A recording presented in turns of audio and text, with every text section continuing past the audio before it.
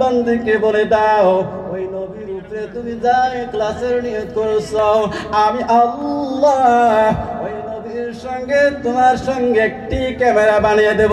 জোরে বলুন সুবহানাল্লাহ। লা ইলাহা ইল্লাল্লাহ লা ইলাহা ইল্লাল্লাহ। ভাই অল্প অল্প চাপ দেন ভাই, এদিকে আসেন, এদিকে আসেন। শয়তান মান জায়গা দেয় যে কোনো একটা নিয়ম আছে ভাই, বক্তা যদি এখানে আপনার নিয়ম হচ্ছে তক্তা ফাটানো, সে বক্তা মাতো খারাপ পান নাই ইনশাল্লাহ। আপনার এই অঞ্চলের মানুষ ইনশাল্লাহ বসে যান, সামনে বসেন, বসেন, এইদিকে আসেন ভাই। ভাই রাস্তা এদিকে সমস্ত ধুলের মতো উড়িয়ে যাবে। সুবহানাল্লাহ, জোরে কর সুবহানাল্লাহ।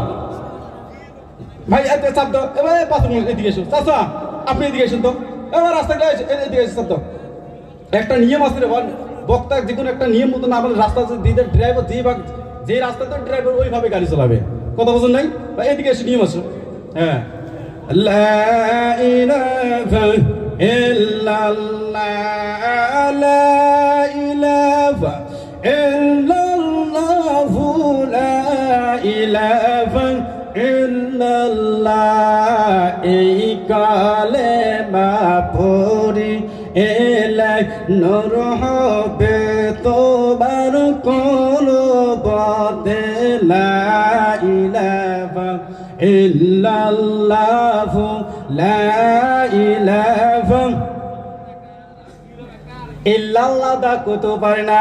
বাবার শোন, আবু জাহেলের ইতিহাস শোন। আল্লাহর নবী মুহাম্মদ রাসূলুল্লাহ সাল্লাল্লাহু আলাইহি ওয়াসাল্লাম মা খাদিজাতুল কুবরা কে বলল, বিবি খাদিজা রে, রাতে 12টা হয়েছে, তুমি কেন ঘুমাও না?